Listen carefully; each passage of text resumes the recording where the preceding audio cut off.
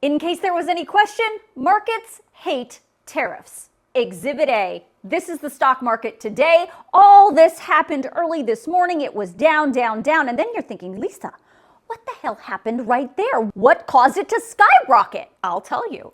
That upswing started right there at 1:18 p.m. Eastern, 10:18 a.m. Pacific. Guess what else happened at that exact same time? This is what happened at 10:18 a.m. Pacific, 1:18 p.m. Eastern. President Trump made that announcement that he was pulling back those reciprocal tariffs for 90 days. Literally, this happened at the exact same time, leading the market on a charge through the rest of the day, ending the day up almost 3,000 points. One day of gains is cool, but if you pull back and look at the month, this is what the chart looks like. And you're probably thinking, well, Lisa, what the hell happened right there? If you can see, that happened on April 2nd.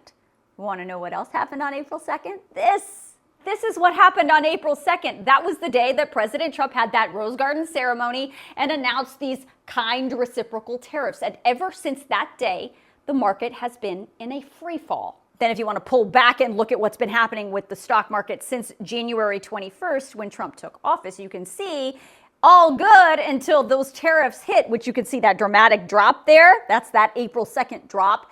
And it has left the market in the red.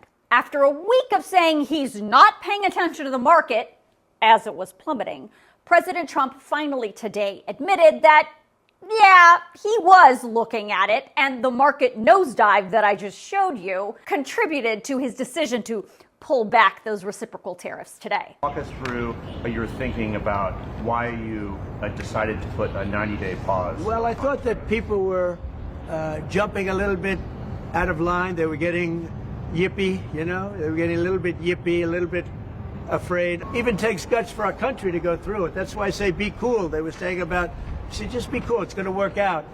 It's going to work out. And it's working out. I can tell you, working out maybe faster than I thought. But I said it's going to take a little conditioning. It's a transition to, I think it's a transition to greatness. We can hope for that transition, but we have a ways to go before we get there. And you have to understand that this kind of volatility is not good for American business. I'm talking about big business and small business.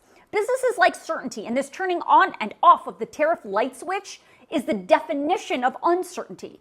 Businesses make these buying decisions months and years in advance. And what the president has been doing, one day he says the tariffs are on and the next day he says they're off. How can these businesses make these buying decisions? Lots of them are just saying, I'm not going to do anything until I know exactly what's happening.